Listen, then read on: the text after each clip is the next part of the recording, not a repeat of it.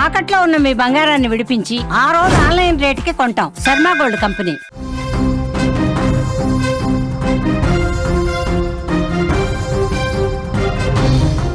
Cherlapalli railway స్టేషన్లో మృతదేహం కలకలం రేపింది. ఒక సంచిలో మహిళ మృతదేహం గుర్తించారు. కుళ్ళిపోయిన స్థితిలో ఉంది ఆ డెడ్ బాడీ.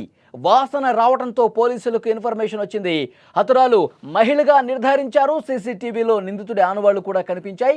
హత్య చేసి రైల్లో పరారైపోయాడు. కేసు నమోదు చేసుకున్నారు. దర్యాప్తు చేస్తా ఉన్నారు పోలీసులు. నిత్యం ప్రయాణికులతో రద్దీగా ఉంటుంది చర్లపల్లి రైల్వే స్టేషన్. ఆ రైల్వే స్టేషన్లో ఒక మహిళ మృతదేహం తీవ్ర కలకలం రేపింది. మీరు విజువల్స్లో కూడా చూస్తూ ఉన్నారు. రైల్వే ప్రాంగణంలోని పార్కింగ్ ఏరియాలో ఒక గోనె సంచి కనిపిస్తోంది. మీరు స్క్రీన్ మీద చూస్తున్నారు. ఆ గోనె సంచిలో కుళ్ళిపోయిన స్థితిలో ఒక మహిళ మృతదేహం కలవరపాటుకు గురి చేసింది. నిన్న మధ్యాహ్నం 3 గంటల సమయంలో ఒక వ్యక్తి తీసుకొని వచ్చాడు. 3 గంటల సమయంలో రైల్వే టెర్మినల్లోని పార్కింగ్ ప్రాంతంలో ఉన్న ఆటో డ్రైవర్లు ఒక భరించలేని దుర్వాసనను గమనించారు. అక్కడ ఏమైందో అర్థం కావట్లేదు. ఎందుకు ఇంత వాసన వస్తుంది, ఏం జరుగుంటుందని చెప్పి వాళ్ళందరికీ అనిపించింది. తర్వాత రైల్వే అధికారులకు సమాచారం ఇచ్చారు. ఇక్కడ దుర్గంధం వస్తోంది, భరించలేని వాసన వస్తుంది, ఏదో జరిగినట్టుగా అనుమానం కలుగుతోంది, ఒక్కసారి మీరు పరిశీలించండి అంటూ అక్కడ రైల్వే అధికారులకు సమాచారం ఇచ్చారు ఆటో డ్రైవర్లు. అధికారులు వచ్చే వరకు తెలియదు వాళ్ళకి విషయం. అధికారులు ఇచ్చారు, రైల్వే పోలీసులకి సమాచారం అందించారు, చర్లపల్లి పోలీసులు కూడా ఇన్ఫర్మేషన్ ఇచ్చారు. పోలీసులు క్లూస్ టీమ్తో డాగ్ స్క్వాడ్తో హుటాహుటిన రంగంలోకి దిగారు. అక్కడ ఘటనా స్థలానికి వచ్చి పరిశీలించారు. డాగ్ స్క్వాడ్ సహాయంతో ఆ ప్రాంతం మొత్తం కూడా జల్లెడ పట్టారు, తనిఖీలు చేశారు. తర్వాత ఆ గోనె సంచి కనిపించింది వాళ్ళ కంటికి. మీరు స్క్రీన్ మీద చూస్తున్నటువంటి గోనె సంచి పోలీసులు, డాగ్ స్క్వాడ్, రెస్క్యూ టీమ్ అందరూ చూశారు. తెరిచి చూశారు ఆ గోనె సంచిని. లోపల కుళ్ళిపోయిన స్థితిలో ఒక మహిళ మృతదేహం కనిపించింది. పోలీసులు వెంటనే ఆ మృతదేహాన్ని తీసుకొని కేసు నమోదు చేసుకున్నారు. ఆ తర్వాత పోస్ట్ మార్టం నిమిత్తం గాంధీ ఆసుపత్రికి కూడా పంపించినటువంటి పరిస్థితి ఉంది. ఎంత దారుణం చూడండి. ఒక మహిళని చంపేసి గోనె సంచిలో కట్టేసి అక్కడ చర్లపల్లి రైల్వే స్టేషన్ పార్కింగ్ ప్రాంగణంలో వదిలేసి వెళ్ళిపోయారు. ఎంత దుర్మార్గం చూడండి. పోలీసుల తర్వాత మీడియాకి ఇచ్చిన సమాచారం ఏంటంటే చేతులకు కాళ్లకు తాళ్లు కట్టేసి దారుణంగా చంపేశారు. ఆమె ఎర్ర చీర కట్టుకుని ఉంది. ఆమె వయసు 35 నుంచి 40 సంవత్సరాల వరకు ఉంటుంది. ఈ దారుణం చూసి అక్కడ ఉన్నటువంటి స్థానికులు, ఆటో డ్రైవర్లు కావచ్చు, పార్కింగ్ ఏరియాలో ఉండవచ్చు కావచ్చు, అందులో పనిచేసే వాళ్ళు కావచ్చు, అసలు భయపడిపోయారు. ఈ దారుణాన్ని చూసి ఒక మహిళను చంపేసి ఇంత ఈజీగా అక్కడ వదిలేసి పారిపోయారని పోలీసులు దర్యాప్తు చేస్తూ ఉన్నారు. చుట్టుపక్కల ఉన్నటువంటి సీసీ కెమెరాలను పరిశీలిస్తే కొన్ని విషయాలు బయటకు వచ్చాయి. ఆ ఫుటేజ్ను చూసి పోలీసులు కూడా షాక్ అయిపోయారు. ఏం జరిగిందంటే సోమవారం ఉదయాన్నే 11 గంటల సీసీ ఫుటేజ్లో టైంతో సహా ఉంటుంది. సరిగ్గా 11 గంటల 45 నిమిషాల సమయంలో ఒక వ్యక్తి వచ్చాడు. అతను ఆటోలో వచ్చాడు. ఒక పెద్ద గోనె సంచే అలాగే ఒక బ్యాగ్ వేసుకుని వచ్చాడు. మీరు విజువల్స్లో కూడా చూస్తూ ఉన్నారు ఆ వ్యక్తిని. ఒక గోనె సంచి పట్టుకుని వచ్చాడు, ఆటోలో వచ్చాడు, ఒక బ్యాగ్ తగిలించుకుని వచ్చాడు.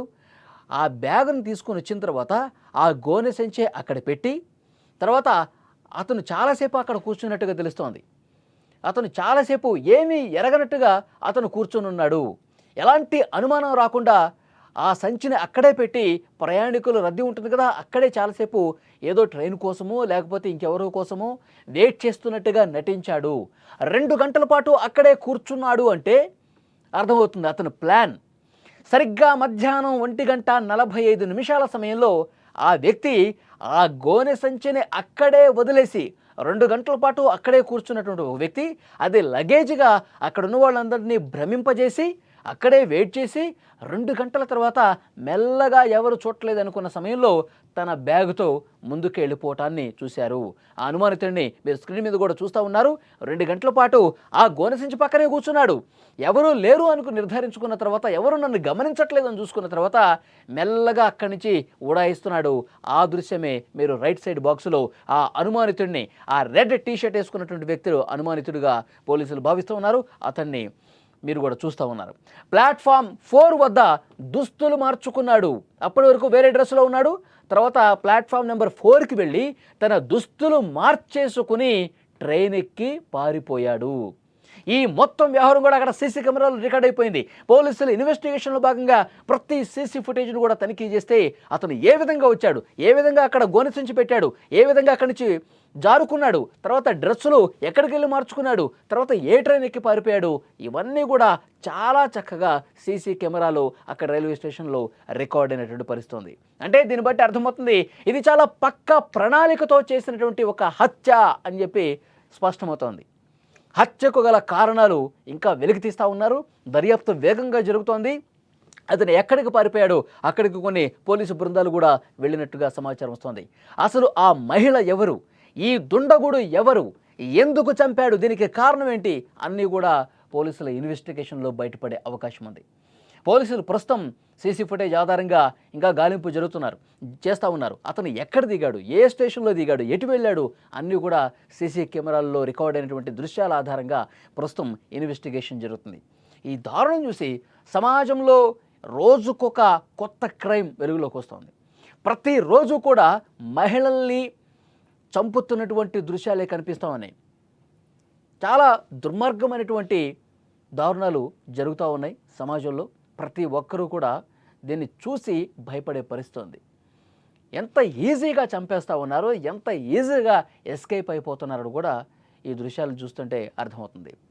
కాబట్టి ఇతను ఎవరు, ఆ చనిపోయిన మహిళ ఎవరు, ఇవన్నీ కూడా 1-2 రోజుల్లో బయటకు వస్తాయని చెప్పి పోలీసులు చెప్తూ ఉన్నారు. చాకచక్యంగా చేశాడు చూడండి.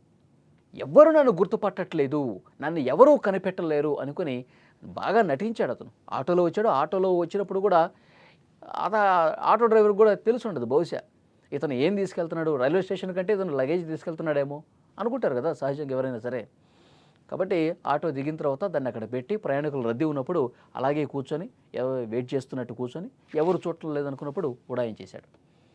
కాబట్టి ఒక ప్లాన్ హత్యగా పోలీసులు కూడా దీన్ని అనుమానిస్తూ ఉన్నారు. ఇన్వెస్టిగేషన్ జరుగుతుంది.